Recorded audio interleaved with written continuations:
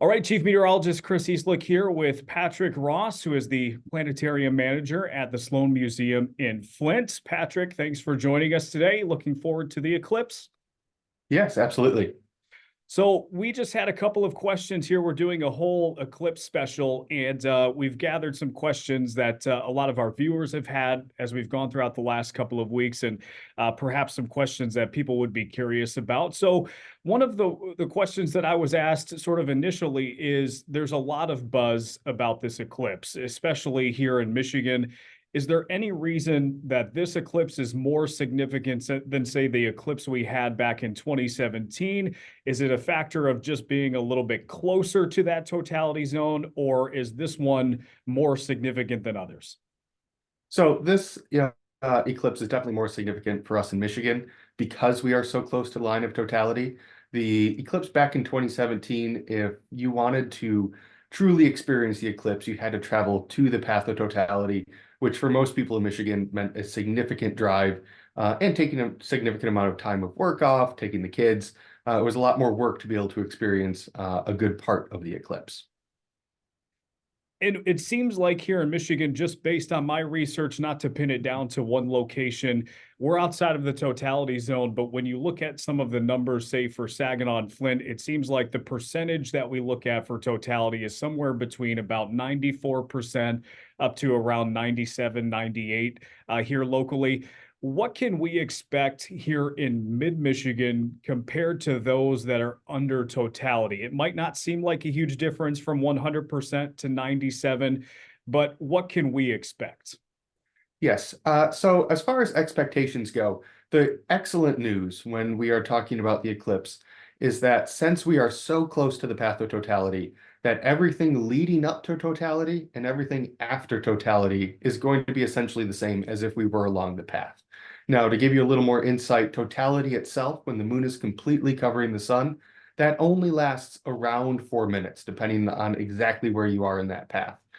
So the main difference between being in the path of totality and being at about 98% of totality is going to be those very special 4 minutes when you are actually able to take off your eclipse glasses and you're able to view the eclipse with your own eyes, right? There'll be a few special events that are happening at that time. You'll definitely be able to feel a change in the temperature along the path of totality. It will get dark enough that you can see some of the brighter stars and the planets, and the wildlife usually tends to go a little bit nuts during that time. Yeah, that was one of my other question is how do the wildlife react during something like this? Maybe not specifics, but do they sort of go, what's going on around us? Yes, they get very excited. They are not used to having such a sharp change between day and night. So usually the birds start to chatter quite a bit. Dogs get a little bit freaked out with the eclipse. They might start barking as well. And you can tell during that time that all of nature is understanding that something different is happening for those 4 minutes. So outside of that 4 minute time change, or I guess, or 4 minute time frame that we're talking about, it will look fairly similar. For us during those 4 minutes, I'm guessing things will get dim, but how dim are we talking? If you can even put that in perspective, will it look almost like dusk or a little bit better than that? It won't get dark enough to be able to see it looks like dusk or dawn. You'll be able to notice there will be a change in the light, but it won't be significant enough probably to trigger the wildlife, even at 98% totality, which is another good point just to remind our viewers that even though we're at 98%, 94% up in Saginaw, we still have to wear our glasses. So as you're trying to adjust to the change in brightness, one of the reasons we don't notice the change as much is because most likely we're going to have our glasses on, right? We're going to be viewing the eclipse, and that sort of messes with our eyes because we're looking through the glasses, that we're not sensitive to those subtle changes in lighting that are going to occur.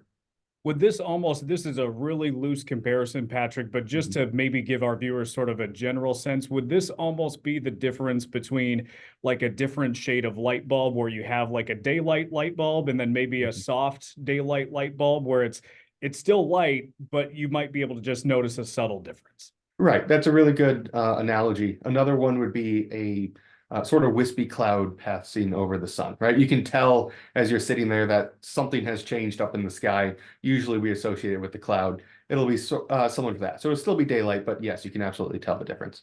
Okay, and then another popular question is if the weather is cloudy that day, does that Mhm. mean we are totally out of luck, or are we still able to enjoy at least parts of it? Because even with clouds, we know that, light still gets through. We still have light on cloudy days.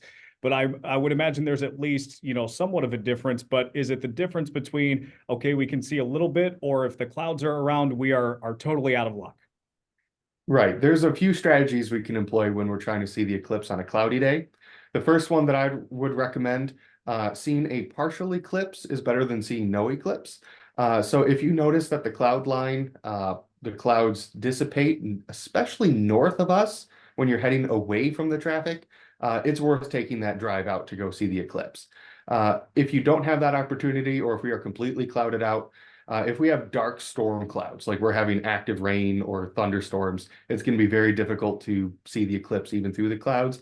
But if we have a mildly cloudy day, it's worth going out with the eclipse glasses and just sort of gazing up into the area where you believe the sun should be.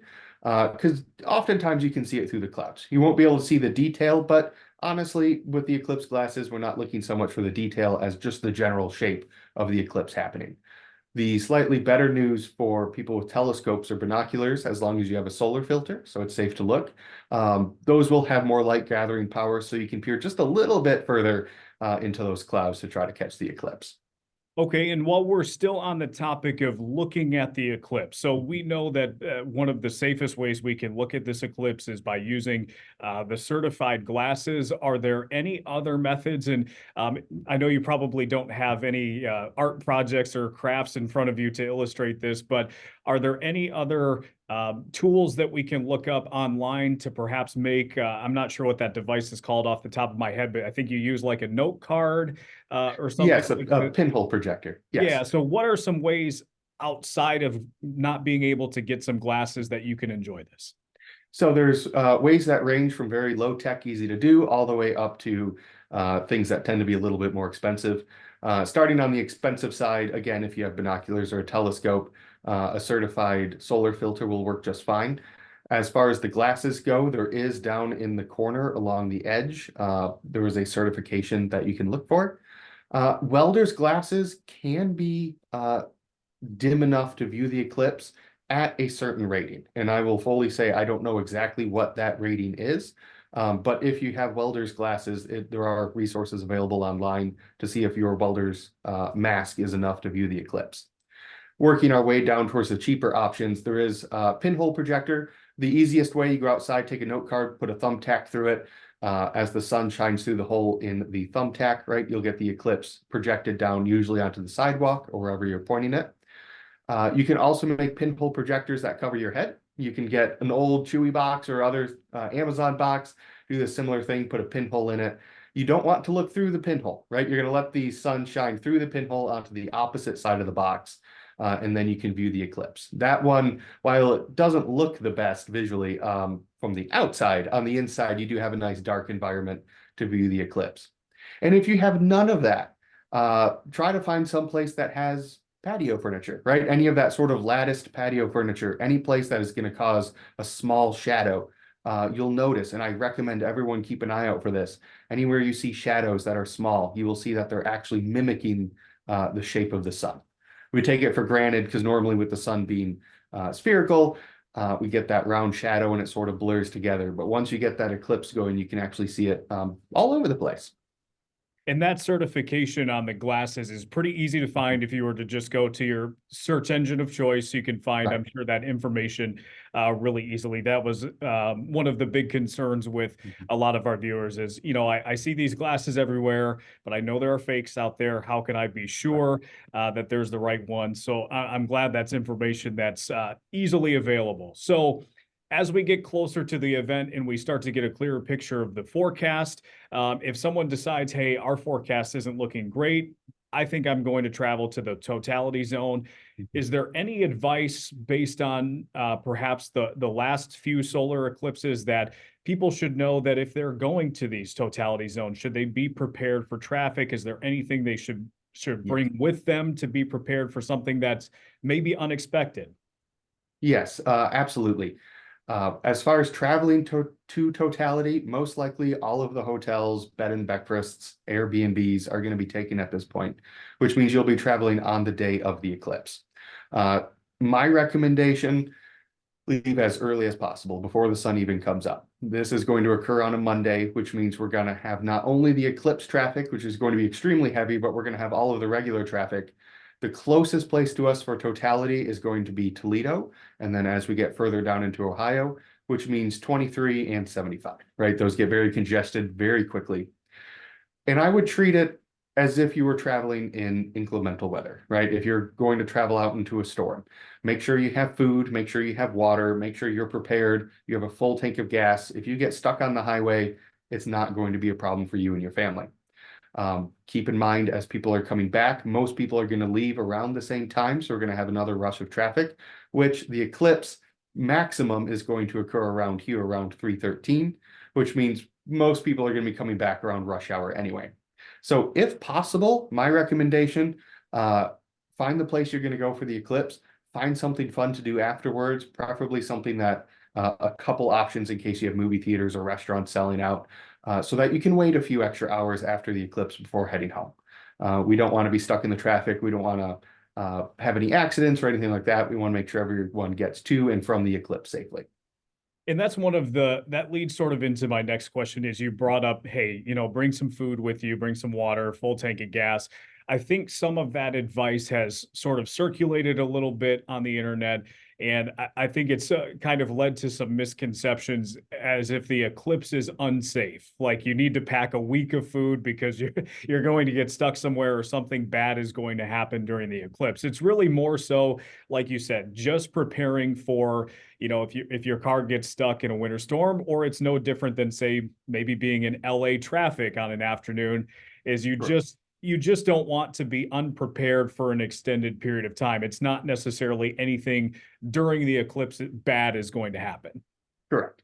NASA, I believe it was NASA, recently came out with a report that the majority of, because there is a spike in car accidents on the day of the eclipse, and it's not during the eclipse and it's not the hours leading up to the eclipse when we start to see the eclipse begin. It's immediately before and immediately after when we have such large numbers of individuals trying to travel at once. And is there anything about the eclipse that we might notice, whether it's can we clear up anything about the eclipse not being safe, or do we have to worry about power outages or messing with internet signals or anything like that? No, the eclipse isn't going to have any meaningful interference on communication, on power. It's truly is a harmless event. It's just, again, trying to get there safely, trying to get back safely. But physically with the eclipse, as long as you have your proper eye protection, there's nothing unsafe about it. Perfect. And last question, this is more just if anyone was curious, as eclipses have happened over the years, have we ever made any significant scientific discovery as an eclipse has happened? Maybe something unexpected like, hey, we didn't expect that to happen as this eclipse did, but we noticed it? Or is it mostly just, hey, this happens every so often and it usually happens and we expect everything? So, I mean, absolutely. One of the best discoveries that was made from an eclipse was actually confirmation of Einstein's theory of general relativity. Essentially, in a nutshell, a very small nutshell, the general theory of relativity states that massive objects are going to bend space-time. We can see this in some of the new images released by James Webb Space Telescope. But back in 1919 was when they were first able to actually prove this during an eclipse, because we knew where the sun was going to be. We knew where the stars were supposed to be behind the sun. And during that moment of totality, many scientists had gone out with telescopes along the path of totality, not to look at the eclipse, but to look next to the eclipse to see if the stars were where they were mapped to be or where Einstein would predict they would appear due to that gravitational bend. And as I'm sure we most know, the theory was proven correct. They did see that gravitational warping. So that is probably the most famous example of science coming out of an eclipse. On a slightly funner note, there's also what we call Baily's beads. And if we think of the moon passing in front of the sun, again, we look up into the sky and it looks, round. But of course, it has hills and mountains on it. And so as the moon is crossing that in front of the sun, you actually start to get some very bright points that can show up as the sun is peering through or around those mountains. That is another one, especially for people who are doing photography of the eclipse. They're always trying to get those Baily's beads. So that was something, if someone sat down and tried to figure out what an eclipse would look like, it'd probably be figured out, but it was definitely something that, back in the day, someone was looking through the eclipse and was like, hey, the mountains are actually visible and the effect from the mountains are visible during the eclipse. Very cool. Well, Patrick, I appreciate your time. Is there any last minute, before I stop the recording, just any last minute advice with the eclipse that you might say, enjoy it fully, appreciate the science aspect? What can you say as we wrap up? So I recommend reaching out to any local institution that might have some sort of offerings for an eclipse viewing party. You'll usually have people who are experts in the field or knowledgeable about the eclipse to help and answer these kind of questions the day of. I know we're calling up from Saginaw at the moment. So Delta College is a place to check out. Of course, down in Flint at the Longway Planetarium, we're going to have events going on that Monday starting at noon. But I also know libraries and other community centers are planning things as well. So definitely check your local community. There are a lot of people who are excited for the eclipse and are excited to, share the eclipse with other people in the community. Well, perfect. And again, Patrick, thank you so much for your time. I think this is a lot of great information for our viewers that they might have been wondering about along the way. I know we're looking forward to it in the weather department, and I'm sure a lot of people are looking forward to it as well. So thank you so much. And again, this is Patrick Ross. He's from the Longway Planetarium. He's the manager there. Patrick, thank you so much. Absolutely. Thank you for having me.